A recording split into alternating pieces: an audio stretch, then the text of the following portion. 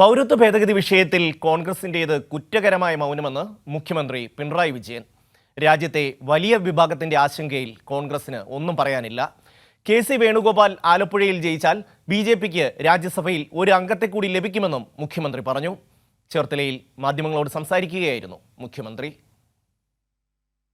കേരളത്തിൽ ബി.ജെ.പി 20 സീറ്റിൽ ഒരിടത്ത് പോലും രണ്ടാം സ്ഥാനത്ത് ഉണ്ടാവില്ലെന്ന് അടിവരയിട്ട് പറഞ്ഞാണ് മുഖ്യമന്ത്രി പിണറായി വിജയൻ വാർത്താ സമ്മേളനം ആരംഭിച്ചത്. തുടർന്ന് പൗരത്വ ഭേദഗതി വിഷയത്തിൽ കോൺഗ്രസ് നിലപാടിനെ നിശിത ഭാഷയിൽ മുഖ്യമന്ത്രി വിമർശിച്ചു. സംഘപരിവാർ അജണ്ടയ്ക്കൊപ്പം നിൽക്കാനുള്ള മനസ്സ് കോൺഗ്രസിന് എങ്ങനെയുണ്ടായെന്നു ചോദിച്ചു. ഒപ്പം CAA വിഷയത്തിൽ കോൺഗ്രസ് കുറ്റകരമായ മൗനം പാലിക്കുന്നുവെന്നും മുഖ്യമന്ത്രി പറഞ്ഞു. പൗരത്വ ഭേദഗതി നിയമം റദ്ദാക്കും എന്ന ഉറപ്പ് CPIM മാനിഫെസ്റ്റോ നൽകുന്നുണ്ട്.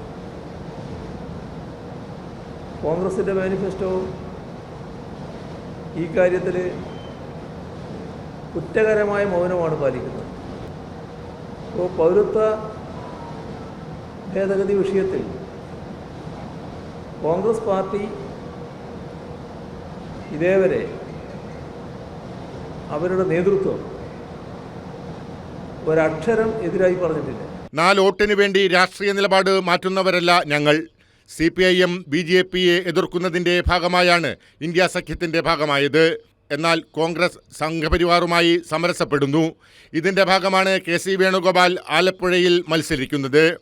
കെ.സി. വേണുഗോപാൽ ജയിച്ചാൽ BJPക്ക് രാജ്യസഭയിൽ ഒരംഗത്തെ കൂടി ലഭിക്കുമെന്നും മുഖ്യമന്ത്രി പിണറായി വിജയൻ പറഞ്ഞു.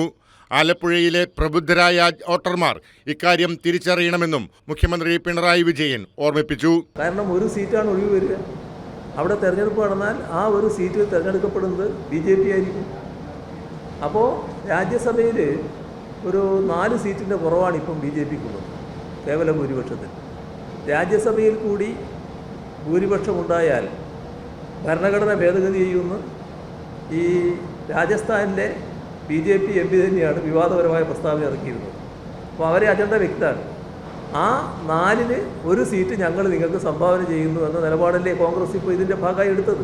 BJPയിലേക്കുള്ള കോൺഗ്രസ് നേതാക്കളുടെ ഒഴുക്ക് അവരുടെ മനസ്സ് വ്യക്തമാക്കുന്നുവെന്ന് പറഞ്ഞ മുഖ്യമന്ത്രി കേരളത്തിൽ സംഘപരിവാറിനെ കാലുകുത്താൻ അനുവദിക്കില്ലെന്നും അടിവരയിട്ടു പറഞ്ഞു. കൈരളി ന്യൂസ്, ആലപ്പുഴ.